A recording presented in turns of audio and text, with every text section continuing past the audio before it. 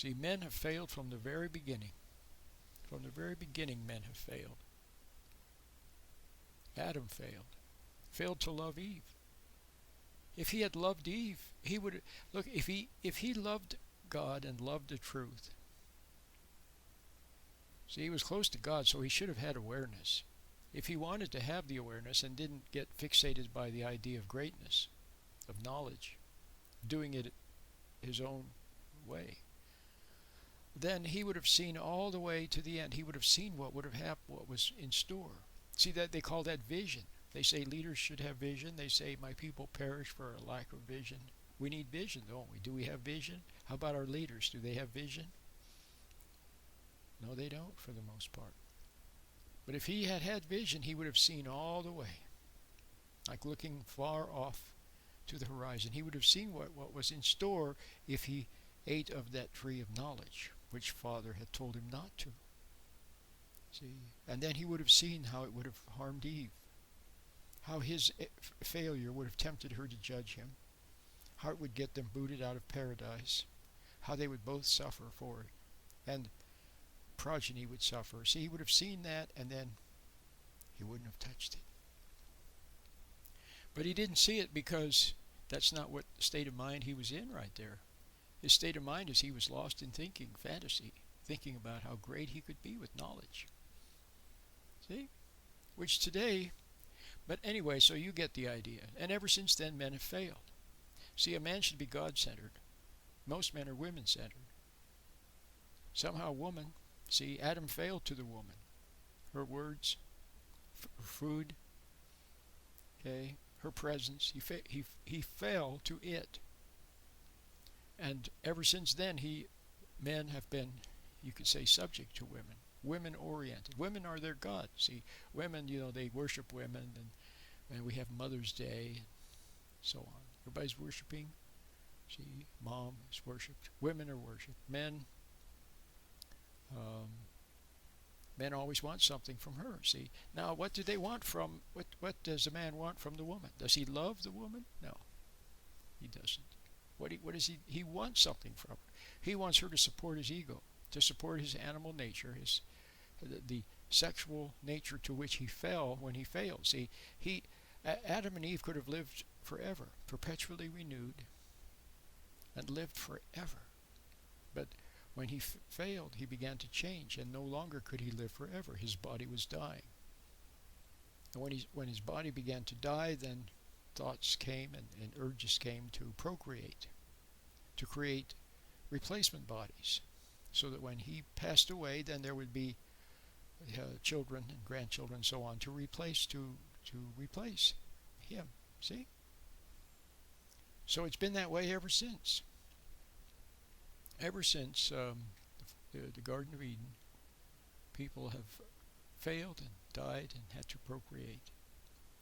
So that's what he wants. He doesn't want to know the truth about his fallen condition. He wants her to validate his animal, to make him feel, to pretend. See, women sometimes have to hold their nose because of what men want from them, demand from them. Yeah, men demand from them. So the woman has to hold her nose and pretend, see, that she's worshiping him. See, admiring him. She pretends, but inside she has contempt for the animal, for the sniveling, weak mama's boy that comes crawling to her. Whenever things go wrong out in the world, then he comes crawling to her to validate and approve of him, and feel sorry for him, and comfort him, and all that kind of stuff. See, so he makes her into his God. So she is the God of his fallen nature, his failing nature. But a man should be God-oriented. See, if he would be validated by anyone, it would be from the Creator. From the Creator within. Now the Creator within, God, see, would not validate his contemptuous behavior. See, a lot of men are liars. See, they slip their wedding ring into their pocket, or they don't even wear one, or they slip it into their pocket. If there's a interesting lady around, okay? Or they go to the office and play footsies, go out and have coffee with someone. See? They're always tempting fate. Men are always tempting fate. See, they what do you call that? The life of excitement. Driving a little too fast, playing sports a little too hard, drinking a little too much. See? Always tempting fate. See? Men are actually men are also death oriented. Everywhere you look. It looks like men are deliberately trying to fail and get themselves messed up. Okay? To them, that's excitement. See, failure is excitement. Danger is exciting. Look at men gambling. Gambling is what? It's the opposite of faith. See, a man of faith would never spend a penny on a lottery ticket. See, or gamble. He just wouldn't.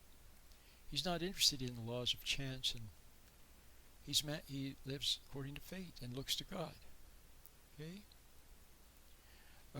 A man of faith, or a man who's close to God, who loves reality, who loves truth, who has nothing to deny. See, what do you think people drink for? They drink to deny. They eat. People work to deny. Sex to deny. Eat to deny. See, take drugs to deny. What are they denying? Well, they're denying the truth about their own fallen self. They're denying their disgusting pride. See, they're denying a lot of other things too. So, therefore, now you can see men fail. They look to the woman to support them. See, and if she doesn't support him anymore, if she stops supporting him, then what? He'll go off and find another woman. He'll find somebody's lower. See, he'll keep sinking lower and lower, because the lower he sinks, the lower someone has to sink to pretend to worship him and admire him and respect him. See? So men go off to prostitutes and surrogate, women. They go off to bartenders and drug dealers and someone else that will coddle them and help them to deny the truth and tell them that they're okay. The bartender says, "Oh, you're okay the way you are," and hands him another drink instead of giving him a dose of truth. See? So what we need is truth, first of all. That's what you need, is the truth. And then don't resent it when you hear the truth.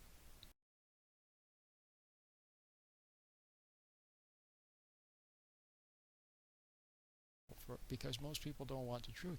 But some people do. And especially young people. They like the truth. They love to hear the truth. See? So you men, with your families, okay, maybe at least what you can do is this. Don't lie to them. Okay? And don't ask them to respect you when you're not respectable. Okay? And honor the truth. If your child is there, and your child asks you a question, and then you're watching football, and you say, "Oh, leave me alone. I'm trying to watch football," and then you see that you're impatient. You're impatient, selfish. Then admit it. Say, "I'm sorry. I was selfish and impatient. I apologize." Be man enough to admit the truth. Okay? And stop lying. And if you don't know the truth, then just admit that you don't know the truth, and don't put on airs and pretense. See?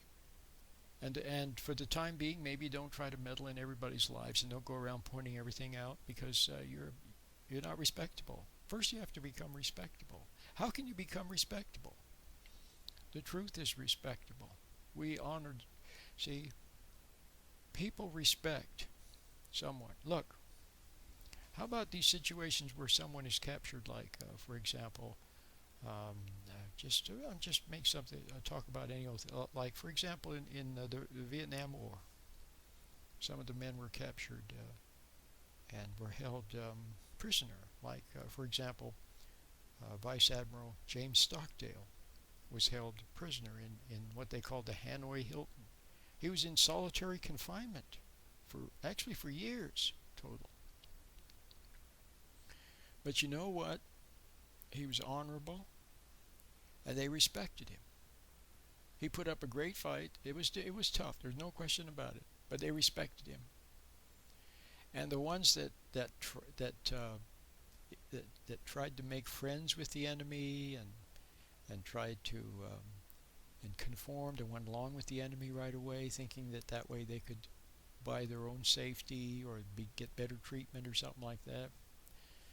They didn't end up so good, and they weren't respected either. So you speak the truth, and at least you'll be respected. But speak it with kindness. See, without vacillation, without wavering. Just plain and simple truth. That's all. If somebody asks you what time it is, just tell them it's 2:00. See, just be honest.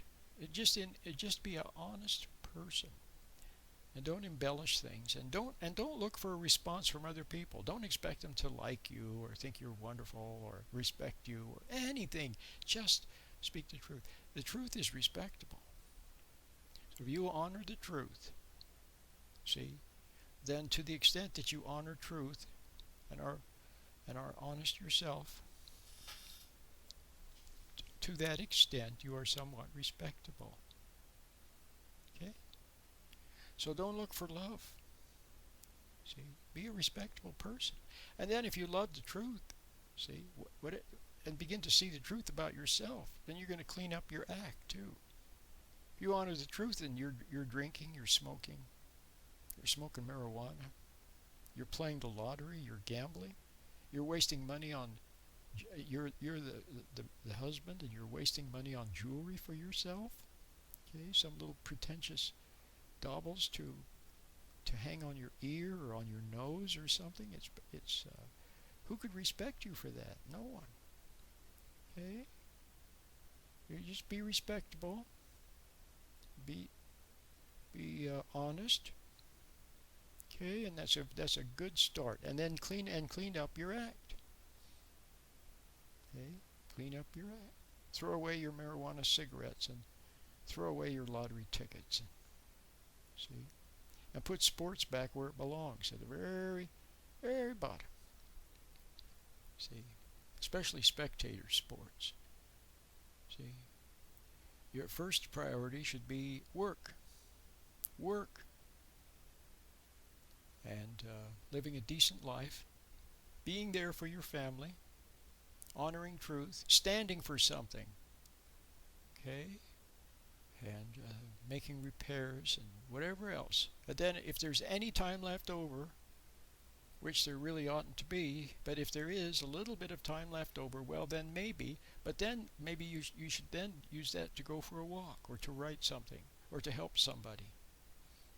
Not to sit around staring at some other men playing a game. It's a waste of time. So put things in the proper order. If you can't clean up your act, you can't throw away your marijuana cigarettes, you can't stop with your sports addiction, you can't stop playing the lottery, okay, then just continue then, but just see that you're messing up. See it. At least admit it to yourself. Don't look for support from other people. Just admit it to yourself. And then say, God, I'm messing up. I can't change myself. Okay? I'm just messing up, and I'm going to keep messing up until you change me. Okay? And then continue with your life, and maybe the good Lord will help you out. Okay? My name is Roland.